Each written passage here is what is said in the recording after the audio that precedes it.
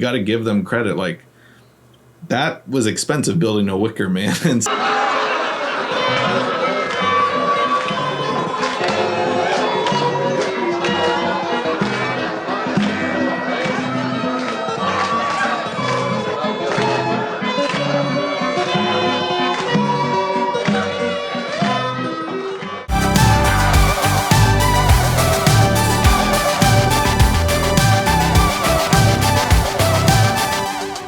You're watching Drive-By Movies. My name's Blaze.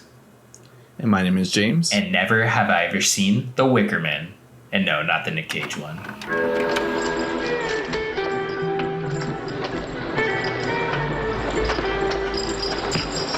Where is Rowan Morrison? If Rowan Morrison existed, we would know.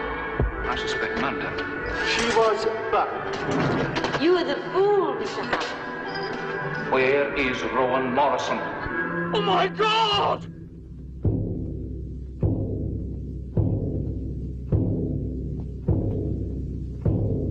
well, I'm still down to kind of check out the Nick Cage one, honestly, not going to lie. But we're checking out the 1973 classic one.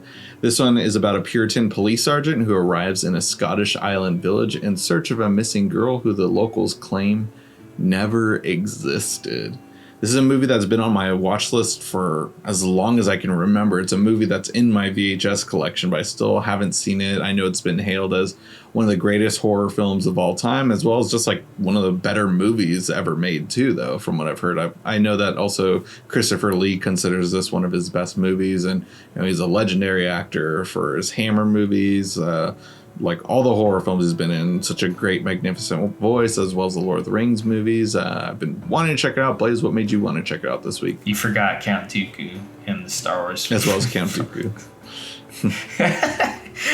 Yeah, anyway, so I think when we try and pick like the movies, we try and base, at least lately, the past couple months, we've been trying to base like our Never Have I Ever films off kind of loosely like what we're picking for fresh releases. So we kind of have a little double feature there. So this week we did In the Earth, which is Ben Wheatley's film and his first film, Kill List, probably his best movie. It always draws similarities to The Wicker Man. So I wanted to check this film out to kind of show an homage to that. But also, interestingly enough, after we did watch In the Earth, if you haven't seen that review, it's up on the channel. It came out on Monday, so go ahead and check that out. It's our In the Earth review. We're not too hot on it, but funny enough that this film, The Wicker Man, actually, I felt like In the Earth also drew almost too many similarities from The Wicker Man, to be honest. A lot about the sun god. So yeah, funny enough, yeah, I absolutely enjoyed this movie. It was so different than some of the stuff we watch here, but it was just a really great watch. There's a reason this film is still talked about till this day. I think when people talk about horror movies, there's a lot of people that are in the camp of like the Texas Chainsaw Massacre is one of the best horror films of all time. And then you hear other people say like The Wicker Man is the best. I always hear those films the most commonly as the best horror films of all time. I think I'm probably more in the Texas Chainsaw Massacre camp. But this film, I think it is a totally different realm of horror that we're used to, which gives it its own regard of absolutely kind of terrifying in a way. And I think there's so many films that borrow from this movie, and even this film might have borrowed from literature. And most importantly, I think it feels very Lovecraftian in this movie. It feels like this police sergeant kind of arriving in this town. He has to arrive by plane. So it's one of those planes that land on the water. So it makes it even further out than normally. Can't really go back to regular civilization unless utilizing this plane. So it kind of isolates him into this strange town that on the surface, everything seems very, very normal. But behind closed doors is as normal as it seems. Interestingly enough, though, I enjoyed this film, but I'd love to know what you thought about the film, James. Yeah, it's almost weird to consider it a horror film, honestly, just because, that's the genre I would put it in, but there's nothing really horrific about it until its final 20 minutes. And of course, I think that's what everyone will probably want us to talk about. But there is a lot going for it that I was very caught off guard with, throughout the movie and stuff. It's very short and tight. very quick 90-minute movie. Honestly, it almost felt like it was like a 1 hour special on TV or something. That's how quick it went by for me. Like some of the shots are very claustrophobic within like the hotel he's staying at, the school he visits and stuff. But the set piece at the end though, so it's like claustrophobic, like everyone's like always in his face, like trying to get him to like assure him that he's fine and stuff, and then finally we just get room to breathe at the end with so much space and stuff, and then that's when the movie starts to get like horrific and everything. And it sticks with you, the ending of this movie. Like, while it's nothing like where I like wanted to cover my eyes or anything, it's just like damn, that's a dark ending and kind of depressing and stuff. And what made me really want to see this movie more recently, it was, I mean, of course, because I heard it was always a classic, but seeing the success of Midsommar a couple of years ago as well too. Like I just from the trailer, I was like, oh, that seems like it's like a Wicker Man style movie and stuff. So that really made me want to check out this original one, and I'm glad we finally got to, because I was not expecting it to be like kind of a musical at times. There's like what, like 2 or 3 like singing moments in this movie and stuff that like really like caught me off guard. And Chop! Chop! Chop! Chop! Chop! Chop! Chop! Chop! Chop! Chop! Chop! Chop! Chop! Chop! a couple creepy images throughout the movie as well too, as well as like just being like kind of uncomfortable at times, like watching, like definitely the sergeant that we're watching this movie is like a very interesting character to watch and stuff, and see his faith being tested, as well as just like putting up with all these weird people and stuff, and just like figuring out like, oh, is he going crazy or is the town crazy and stuff. Mm-hmm. Yeah, honestly, this was one of those watches where it's like, I wish I had seen it sooner, but at the same time, I'm glad I at least saw it now, because I can't really imagine life after this never seeing this film. Essentially, it's just such a classic. It felt like a classic, and it felt like something that I'll revisit in years later, where I want to watch a good movie, I'm going to put something like this on. I felt the same way last week with Easy Rider. Like, some of these movies, there's a reason that people still talk about these movies, but also put them so high up in their like favorite films list, because this definitely would kind of make an entrance, I think, on some of my lists for sure. Yeah.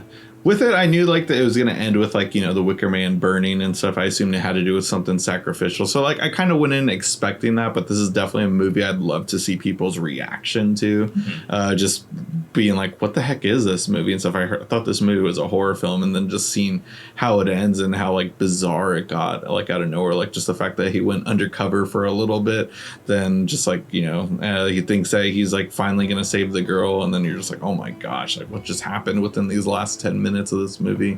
Also the haunting sounds too, like I don't know, they probably used real animal sounds, but like just like the sound design of mixing like, you know, him praying within the Wicker Man, the sound of flames, and then you're also hearing animals squeal down below and stuff. Like it's pretty horrific to listen to. So that part sticks with you, as well as the final shot. Like I'd say, like I think it's a fun fact that like I remember reading that Christopher Lee says this is like by far the best final shot to any film ever made, and I kind of agree with that. Like I'd have to watch every final shot ever, but it's definitely up there. I'd say like you got to give them credit. Like that was expensive, building a Wicker Man and stuff, or like, and that took a lot of effort. Like that was a amazing set piece to see, and just the fact that they were filming during magic hour and got the head to fall at the perfect angle and then zoom in on the sun. Like, oh, kudos to that cameraman and the cinematographer. The perfect shot. And they only had one. Mm-hmm. They only had one take, at least for that day, because, or maybe even forever, because if that, you know, when the head falls off, they don't have to rebuild that. But also the sun was going down, so had to get that shot, and they did it. So yeah, that's something to be appreciated, especially about this film. And I'm also curious though to see like if they were to remake it like a little bit better, like because I think everyone knows by now like the remake with Nicolas Cage.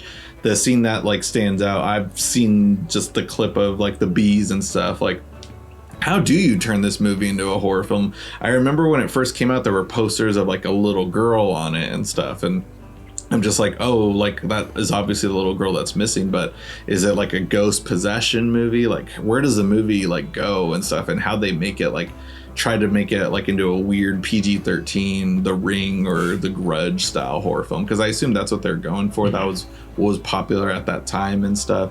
And, you know, of course, like those two movies I just named off were remakes of Japanese films. Makes sense that they'd want to remake a 70s film. But, you know, I know it's a cult classic and stuff, but like it's hard to see this movie ever getting remade. But just like the idea of trying to convert it into a horror film, I like how it works as like more of a fantasy movie, and then with just a really dark, twisted ending. Mm-hmm.